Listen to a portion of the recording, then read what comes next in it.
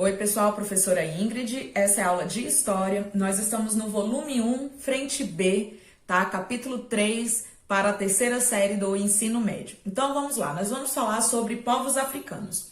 Durante muito tempo, essa história foi negligenciada aqui no Brasil, sendo de vital necessidade, tá? Esse entendimento de como esses povos vieram para cá e qual a contribuição desses povos para a nossa história.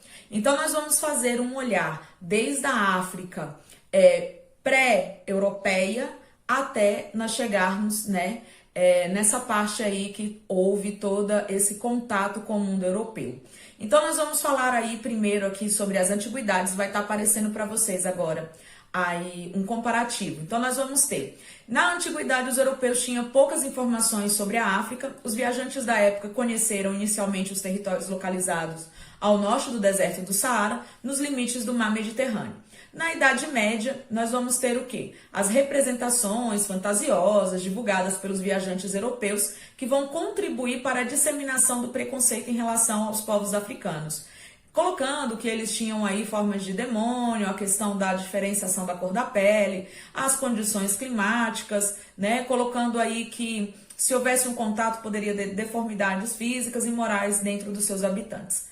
Já na Idade Moderna, nós temos aí uma expansão marítima desses navegantes europeus que acabaram aí de uma maneira preconceituosa, tá? Utilizando-se de um aval da Igreja Católica, já que eles eram islâmicos e assim eram considerados, sem o Espírito de Deus, para que houvesse então essa escravidão, coisa que já acontecia dentro do próprio território. Lembrando que o próprio João Paulo II, o Papa João Paulo II, já pediu desculpas à Igreja Católica por ter provocado esse comércio de escravos pelo mundo. E você deve estar se falando, grande coisa, a Igreja Católica pedir desculpas sobre isso, já que não repara. E você pede desculpas sobre as coisas que você faz? Então pensemos, uma grande instituição com mais de 1000 anos de história reconheceu um erro e humildemente pede desculpas sobre isso. E na Idade Contemporânea a gente tem um legado desse preconceito europeu que persiste até os dias atuais. Por isso que é tão necessário a gente estudar a história dos povos africanos. Então, vai estar passando aí também agora para vocês um mapa dos principais reinos africanos, tá? Então, dá uma analisadinha aí com um comparativo do atual mapa político da África. Então, vamos falar primeiro sobre os reinos sudaneses. Então, tá aí também passando agora para vocês esse outro slide. Então, vai estar passando aqui em slide para vocês. A gente vai começar com reinos sudaneses, tá bom? Os reinos sudaneses formaram basicamente entre o século III, graças a esse comércio que se estabeleceu entre eles. A palavra Gana, que é um desses reinos sudaneses, nós vamos ter Gana, Mali e o Songhai. A palavra Gana quer dizer rei do ouro. Então, vai estar passando imagens aí também para vocês verem como era esse grande império. Trocavam-se ouro e nós de cola, vou colocar a imagem do que é a nós de cola aí para vocês verem, por produtos como tecido, cobre, sal, joias, tâmaras, figo. Atingiu o apogeu entre o século VII e o século XI, já da era cristã, e a expansão islâmica e as revoltas dos povos aí dominados enfraqueceram o reino, que acabou sendo incorporado ao reino do Mali no século XIII. Reino do Mali. Também já está passando imagem para vocês aí sobre a localização e sobre as principais aí, questão de artesanato, trocas de comércios que eles faziam. Também com o ouro de nós de cola pertenceram aos principais produtos como o reino Gana, já que eles acabaram dominando o reino de Gana, e a conversão ao Islã aí desses povos acabou sendo bastante, como se diz assim, influenciador na cultura dessa região. E a cidade de Timbuktu, tornou-se importante polo comercial aí desse período. E logo eles foram também incorporados e aí dominados pelo grande Império Songhai. O Império Songhai, o engraçado desse império é que por ele ter esse nome Songhai, você pode falar nessa pronúncia, também já tem gente que fala Songhai, parece que é lá na Ásia, mas não, é no continente africano e eles acabaram dominando os povos malis. Desenvolveu-se em torno da cidade de Gao, no século XV, expandiu-se conquistando aí de Djenné e Timbuktu. O poder também era centralizado por esse imperador, e nós temos aí que passam a abrigar milhares e milhares de pessoas nessa região, tá bom? Então nós temos aí que o império chega com o fim, com a invasão dos marroquinos, ok? Então esses são os 3 principais impérios sudaneses que a gente precisa saber. Também vamos falar um pouquinho sobre o reino Yorubá. O reino Yorubá ele tem uma grande contribuição aqui no Brasil, porque grande parte dos escravos que vieram para cá eram de origem Yorubá.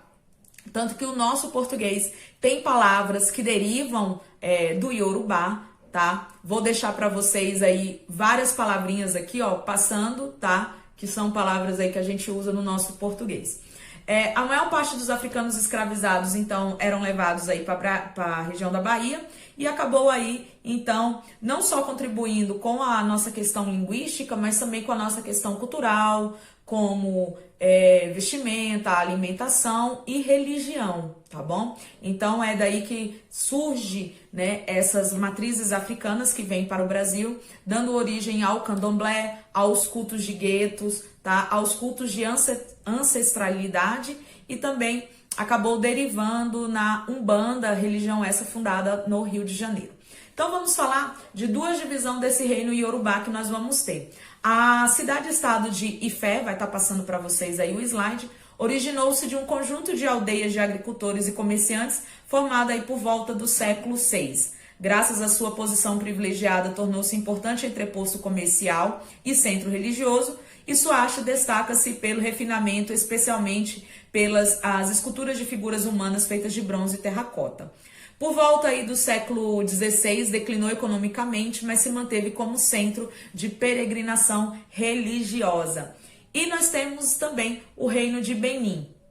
Desenvolveu-se entre o século XII e XIII, habitados por povos edos, a região do Benin se dividia em diversos mini-estados, que aos poucos foram fundidos, e o reino vivia do comércio. No século XV, incluiu os europeus entre os seus parceiros de negócio, fornecendo-lhe escravos, tecido, marfim e pimenta.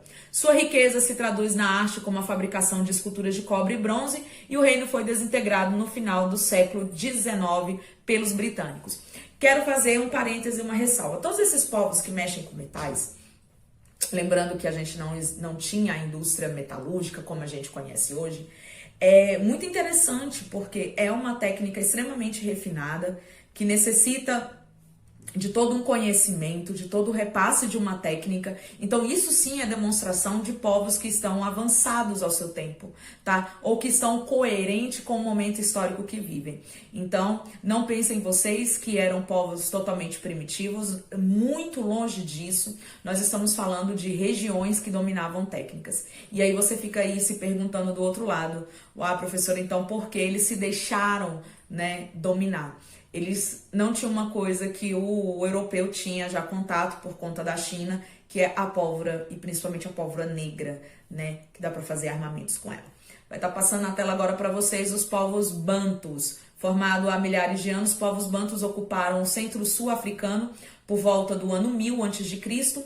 Muitos desses escravos trazidos para o Brasil eram bantus. A presença se expressou principalmente na música, na arte, na dança e em cerimônias que fazem parte da cultura afro-brasileira.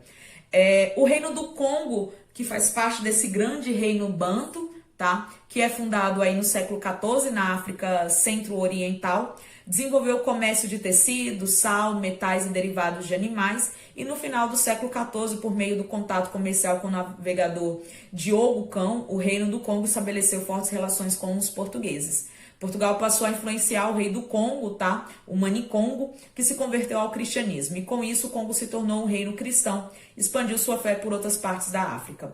O catolicismo formado no Congo caracterizou-se pelo sincretismo religioso, pois misturou crenças congolesas e católicas. Vamos lembrar o que é o sincretismo. O sincretismo é o seguinte, você tem um elemento A, você tem um elemento B, e da fusão desses dois surge um novo elemento, tá? Vamos colocar aqui um elemento C. Porém, o elemento A ainda continua existindo, o elemento B continua existindo e esse elemento C, ele vive a parte desses outros dois que os derivaram. Isso é o sincretismo, isso está dentro das esferas dos estudos de cultura, lá da sociologia, tá? E na segunda metade aí do reino do século XVI, as relações de Portugal e Congo começaram a entrar em declínio, principalmente por causa do comércio de escravos. Tá? Vamos falar um pouquinho como era as famílias e a sociedade nesse período, vai estar passando também para vocês aí. A fertilidade é um elemento essencial desses povos, tá? O número de filhos é proporcional ao prestígio de uma família, então quanto mais filhos, mais prestígio dessa família tem. E as mulheres férteis eram extremamente disputadas. E os homens ricos podiam se casar com várias mulheres, terem centenas de filhos, já que filhos representavam aí um certo poder. Então, qual que é o papel de cada elemento dentro da sociedade? A gente tem que a mulher é basicamente para a procriação, para a agricultura, para a criação dos animais, para tarefas domésticas, o artesanato e para a educação dos filhos. Já os homens, eles estão voltados para a preparação desse espaço, voltado para o plantio dessa agricultura, a construção das casas, a caça e a guerra. E os idosos, eles tinham aí como se diz assim, a missão de repassar a sua história e principalmente fazer o culto aos ancestrais, que é rememorar aqueles que já se foram para que essas novas gerações não se esqueçam de toda a sua história, tá?